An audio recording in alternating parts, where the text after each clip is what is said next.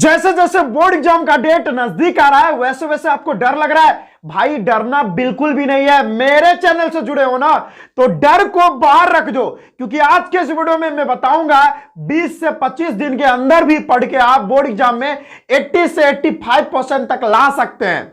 देखिए भाई, बिहार बोर्ड की बात करें तो बिहार बोर्ड का एग्जाम जो है क्लास 12th वालों के लिए वो भाई 1 फरवरी से स्टार्ट हो गया। यूपी वाले का मार्च में स्टार्ट होगा। लेकिन भाई ये वीडियो ना Bihar board, UP board, Rajasthan board, CBSE board, ICSE board सभी के लिए है। तो भाई अभी बोर्ड एग्जाम का बहुत कम दिन बचा है, तो भाई अभी से पढ़कर क्या 80 से 85% ला सकते हैं, क्योंकि 90 से 95 तो नहीं आने वाले हैं, एकदम फिक्स बात है। जो जेन्युइन बात है, एकदम सच बात है, वो मैं बता रहा हूं। तो 80 से 85% क्या अभी से पढ़कर लाया जा सकता है, अगर आप सही तरह से स्ट्रेटजी उपयोग में लाओगे, आप अगर सही तरह से पढ़ोगे, टॉपर की तरह सोचोगे, तो जरूर ऐसा हो सकता है। तो जो मैं स्ट्रेटजी बताने वाला हूं, जो मैं आपसे ट्रिक शेयर करूंगा, आप प्लीज उसको फॉलो करिएगा। अगर आप उसको फॉलो करिएगा डेफिनेटली आपको आएगा मार्क्स। लेकिन मेहनत करिएगा, मैं तो नहीं करूंगा ना, मेहनत तो आप ही को करना पड़ेगा। अगर आप मेहनत करोगे तो डेफिनेटली ये आप कर लोगे। मैं बता रहा हूं भाई, ये मैं ना 7 साल से सारे स्टूडेंट्स को यही स्ट्रेटजी बताता हूं। मैं ऑफलाइन क्लास में मेरे बहुत सारे टॉपर्स स्टूडेंट हैं, उनको मैं यही स्ट्रेटजी बताया था और उन्होंने बहुत अच्छा मार्क्स कम समय में भी लाए। तो वीडियो को शुरू से लेकर अंत तक देखिएगा, क्योंकि इस वीडियो में ना मैं आपको ऐसी ऐसी ट्रिक बताने वाला हूं, ऐसा ऐसा स्ट्रेटजी बताऊंगा जो इससे पहले आप कहीं नहीं देखे होंगे। जी हां, और अगर वीडियो अच्छा लगे तो चैनल को सब्सक्राइब कर दीजिएगा और वीडियो को एक लाइक कर दीजिएगा, जिससे हमें मोटिवेशन मिलता है। इस तरह का इंपॉर्टेंट वीडियो हम आप तक डेली पहुंचाते रहते हैं, तो चैनल को सब्सक्राइब जरूर करिएगा। जी हां, मेरा नाम है विजेतानंद और आप देख रहे हैं आप अपना प्यारा सा यूट्यूब चैनल एकलव्य वाटिका। भाई स्टार्ट कर रहे हैं, आपको बेचैनी होगा, मैं समझ सकता हूं। आओ यहां पे देखो भाई, अभी एट प्रेजेंट में अगर अभी के कंडीशन के हिसाब से देखें तो स्टूडेंट को ना, जो विद्यार्थी हैं क्लास 10th में या क्लास 12th में, वो विद्यार्थी को मैं 4 भाग में बांट दिया हूं। क्योंकि अभी जो विद्यार्थी हैं वो 4 तरह के विद्यार्थी होंगे। एक ऐसे विद्यार्थी होंगे जिनका सिलेबस पूरा कंप्लीट होगा, एकदम पूरा सिलेबस वो कंप्लीट करके बैठे होंगे, भले उनको याद नहीं होगा लेकिन सिलेबस पूरा कंप्लीट करके बैठे होंगे। एक तो वो क्लास के स्टूडेंट होंगे। एक ऐसे स्टूडेंट होंगे जिनका आधा सिलेबस कंप्लीट होगा। एक ऐसे स्टूडेंट होंगे जिनका 3-4 ही चैप्टर कंप्लीट हुआ होगा। और एक ऐसे स्टूडेंट होंगे, और ज्यादातर यही स्टूडेंट है, जिन्होंने कुछ भी नहीं पढ़ा होता है, जीरो, जिन्होंने कुछ भी नहीं पढ़ा। तो 4 तरह के स्टूडेंट को मैं अभी टारगेट कर रहा हूं, और 4 तरह के स्टूडेंट कैसे पढ़ें जिससे उनका एग्जाम में मार्क्स बहुत अच्छा आ जाए। वीडियो को शुरू से लेकर अंत तक देखिएगा, बहुत अच्छी अच्छी जानकारी आपसे शेयर करूंगा, ऐसा ऐसा स्ट्रेटजी आपसे शेयर करूंगा जो आपने कभी पढ़ा नहीं होगा, देखा नहीं होगा। एकदम टॉपर का एकदम सीक्रेट ट्रिक आपसे शेयर करूंगा, ठीक है? तो बने रहिए मेरे साथ। सबसे पहले मैंने 4 स्टूडेंट को ना 4 कैटेगरी में डिवाइड कर दिया, 4 कैटेगरी में मैं बांट दिया। एक जो है फुल सिलेबस जिनका कंप्लीट होगा, हां भले उनको याद नहीं होगा लेकिन सिलेबस उनका पूरा कंप्लीट होगा, है ना, वो सिलेबस पूरा अच्छे से पढ़े होंगे, भले उनके दिमाग में वो कुछ बात होगा नहीं, बस अगर रिवाइज करेंगे तो उनको आ जाएगा, बस सिलेबस सिर्फ पूरा उनका कंप्लीट है। एक तो वो स्टूडेंट हो गए। एक वो स्टूडेंट हुए जिनका आधा सिलेबस कंप्लीट है और आधा कंप्लीट नहीं है। और एक वो होंगे जिनका 3-4 चैप्टर ही कंप्लीट है, और एक वो होंगे जिनका कुछ भी नहीं पढ़े हैं, एक सिलेबस को उन्होंने टच भी नहीं किया, एक चैप्टर को। तो चारों स्टूडेंट को मैं बताऊंगा कि आप कैसे पढ़ सकते हैं। आप अपने आप को ना देख लो कि आप किस कैटेगरी में आ रहे हो, है ना। 4 कैटेगरी के स्टूडेंट को मैं कन्वर्ट किया हूं, मतलब डिवाइड किया हूं। अब देखो, फुल सिलेबस जिनका कंप्लीट है भाइयों, उनको क्या करना है। सबसे पहले आप ध्यान से देखिएगा, हर एक स्टूडेंट के लिए वीडियो होने वाला है, ठीक है। तो जिनका फुल सिलेबस कंप्लीट है उनको कुछ भी नहीं करना, उनको कोई चैप्टर वगैरह दोबारा नहीं पढ़ना, क्योंकि अभी इतना समय नहीं है कि हम पूरा चैप्टर पुनः पढ़ें। दोबारा चैप्टर पढ़ने की जरूरत नहीं है। तो वो ना 2 काम कर सकते हैं, वो रिवीजन कर सकते हैं। अब रिवीजन कैसे करेंगे? 2 तरह से रिवीजन कर सकते हैं। पहला नंबर, जैसे YouTube पर ना आपको जैसे आप केमिस्ट्री पढ़ रहे हैं, मैं केमिस्ट्री पढ़ाता हूं, तो केमिस्ट्री में आप क्या कर सकते हैं, केमिस्ट्री, फिजिक्स, बायोलॉजी, अगर आपका बायोलॉजी है तो बायोलॉजी, अगर मैथ है तो मैथ। अगर आप रिवीजन कर रहे हैं तो दो तरह से आप कर सकते हैं, या तो वन शॉट वीडियो आप देखकर इंटू टू के स्पीड में देखकर रिवीजन कर सकते हैं। अगर आपका उस तरह का दिमाग है कि आप वो कैप्चर कर सकते हैं सारा बात, तो आप यूट्यूब पर वो चैप्टर वन शॉट में दुगुना स्पीड में देखिए। या नहीं तो रिवीजन जो आपका नोट्स आप बनाए होंगे, जब भी आप चैप्टर पूरा कंप्लीट किए होंगे तो नोट्स तो बनाए होंगे, आपके टीचर जो आप जहां पढ़े होंगे, जिस कोचिंग में या कहीं यूट्यूब से या कहीं कोर्स आपने परचेज कर रखा होगा, वहां से आपने पढ़ाई की होगी, तो जो आपने नोट्स बनाया उस नोट्स को समझ समझ कर लिख लिख कर आपको प्रैक्टिस करना है। लिख लिख कर आपको क्या करना है? रिवीजन करना है। यह मैं बात कर रहा हूं जिनका फुल सिलेबस कंप्लीट हो गया, उनके लिए मैं ये बात कर रहा हूं। तो आपको क्या करना है? रिवीजन लिख लिख कर करना है, ठीक है। और आपको क्या करना है? शॉर्ट नोट्स बनाते जाने, माने लिख लिख के शॉर्ट नोट बनाते जाना है।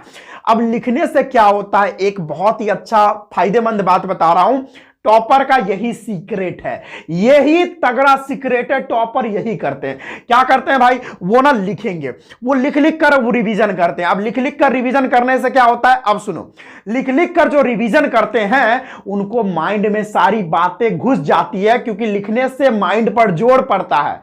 अब माइंड पर जोर पड़ने से अगर आप कोई भी बात को लिखकर याद करते हो ना, वो तुरंत याद हो जाती है और सालों साल तक याद रहती है। और मैं भी यही करता था जब क्लास 10th में मैं था ना, तो क्लास 10th से मैं ये स्टार्ट कर दिया था, मैं लिख लिख कर प्रैक्टिस करता था।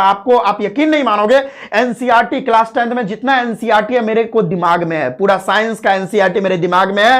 आप जो बोलोगे सब मैं जवाब दे सकता हूं। और क्लास 12th का पूरा केमिस्ट्री, 11th का पूरा केमिस्ट्री मेरे माइंड में है। तो मैं लिख लिख कर प्रैक्टिस करके ये सब याद किया हूं, और समझ के, ठीक है, जिससे मेरे दिमाग में रहता है और मैं कभी भूलता भी नहीं हूं, ठीक है। और आप एक और तरीका कर सकते हो, आप बोर्ड पे लिख लो या मतलब नोटबुक पर लिख लो, आप जहां भी लिखना चाहते हो लिखो, लेकिन लिखो उसको। इससे क्या होगा? आपको याद रहने वाला है, ठीक है। तो रिवीजन आपको वन शॉट में आप करना चाहते हो तो वन शॉट में आप जो भी दिख रहा है वो वन शॉट में आप इंटू टू की स्पीड में देखो, और उसके साथ साथ ना उसको आप रिवाइज करते चलो, लिख लिख कर प्रैक्टिस करते रहो। यह पहला काम आपको करना है। जिनका फुल सिलेबस कंप्लीट हो गया उनके लिए बता रहा हूं। और अगर आप जैसे आपने एक चैप्टर कंप्लीट किया, वन शॉट में बता रहा हूं, स्टेप भी बता रहा हूं, कैसे कैसे आपको क्या क्या करना है, स्टेप वाइज सीक्वेंस में सारा कुछ बताऊंगा। आपने मान के चलो आज जो है आपने एक चैप्टर कंप्लीट किया, तो आपने आज मान के चलो आपने सॉलिड स्टेट एक चैप्टर है वो कंप्लीट कर लिया। छोड़ो किन्हीं का डिलेट होगा वो चैप्टर, तो चलो आपने सॉल्यूशन चैप्टर, बिलियन जो चैप्टर है वो स्टार्ट किया। आज आपने वन शॉट वीडियो स्टार्ट किया इंटू टू की स्पीड में, क्योंकि आपने पहले इसको पढ़ रखा है। इंटू टू के स्पीड में आपने वो वीडियो पूरा देख लिया बढ़िया से, और लिख लिख के खूब सारा प्रैक्टिस भी कर लिया, बहुत अच्छे से प्रैक्टिस कर लिया, आपको सारा बात याद हो गया। और एक और बात आपको याद रखना है, खैर आप पूरा पढ़ लेना, आपके लिए कोई प्रॉब्लम नहीं है। अभी आगे चलेंगे तो और भी कुछ हम बात बताएंगे। तो आपने वन शॉट वीडियो पूरा देख लिया और अच्छे से लिख लिख कर प्रैक्टिस भी कर लिया, बहुत बढ़िया। खैर आपको क्या करना है, एक और बात मैं इसमें ऐड करना चाहूंगा। रिवीजन आप करोगे ना, तो देखो हर एक चैप्टर में सारा टॉपिक इंपॉर्टेंट नहीं होता, तो जो टॉपिक इंपॉर्टेंट है उसी को आपको कवर करना है, उसी का रिवीजन करना है। ऐसा नहीं कि जो चैप्टर में जो टॉपिक इंपॉर्टेंट नहीं है, जो एग्जाम में उससे एक बार भी सवाल नहीं आए, वो टॉपिक हम पढ़ रहे हैं, तो अभी वेस्टेज ऑफ टाइम हो जाएगा। फिलहाल मैं अभी बता रहा हूं, वैसे कोई भी चीज की जानकारी रखना वेस्टेज ऑफ टाइम नहीं होता, लेकिन अभी मेरे को मार्क्स लाना अच्छा, तो आपको करना पड़ेगा जो इंपॉर्टेंट टॉपिक है उसी को चैप्टर में कवर करना पड़ेगा। चैप्टर का जो इंपॉर्टेंट टॉपिक है, जहां से क्वेश्चन अराइज हुए हैं, वही टॉपिक को आपको रिवीजन करना है, और वो भी लिख लिख कर वन शॉट में। आप मान के चलो आपने सॉल्यूशन चैप्टर बढ़िया से पढ़ लिया, तो उसके बाद पढ़ने के बाद पूरा रिवीजन भी कर लिया, लिख लिख कर आपको याद भी हो गया। उसके बाद आपको एनसीईआरटी किताब उठाना है, एनसीईआरटी बुक उठा के जितने सारे उसमें एनसीईआरटी के क्वेश्चन आपको मिलेंगे वो सारा कर जाना है आपको, एकदम लिख लिख कर उसका भी प्रैक्टिस कर लेना है। एनसीईआरटी क्वेश्चन जितना भी है सारा कर लेना है। और इसके बाद आप एनसीईआरटी क्वेश्चन करने के बाद उस चैप्टर का, सॉल्यूशन चैप्टर से जितने सारे प्रीवियस ईयर क्वेश्चन है जो एग्जाम में पूछे जा चुके हैं क्वेश्चन, वो क्वेश्चन कर लो, ठीक है। और अगर आपको समय मिलता है तो आप सैंपल पेपर भी आप 5-6 जो भी जितने सेट आप बना सकते हो वो सेट आप सैंपल पेपर का सॉल्व करो, या उसी को मॉडल सेट बोलते हैं, मॉडल सेट आप सॉल्व करो एकदम। इससे आपका इतना अच्छा प्रैक्टिस हो जाएगा, तो मैं कसम से बता रहा हूं जिनका फुल सिलेबस कंप्लीट है ना, वो 95 से 97% तक भी ला सकते हैं अगर ये चीज फॉलो कर लेंगे तो। ये कसम से बता रहा हूं, ये उनके लिए था जो पूरा सिलेबस कंप्लीट कर रखे हैं। चलिए ये बात समझ में आ गया। अब हाफ सिलेबस जिनका कंप्लीट है, जिनका आधा सिलेबस कंप्लीट है, उनके लिए क्या, एक बार मैं देखना चाहूंगा कि मेरा वीडियो चल रहा है कि नहीं। क्या क्या होता है ना कि कभी कभी नहीं चलता रहता है, कभी कभी थोड़ा प्रॉब्लम हो जाता है, I am sorry for that. चलिए अब पॉइंट पे आते हैं।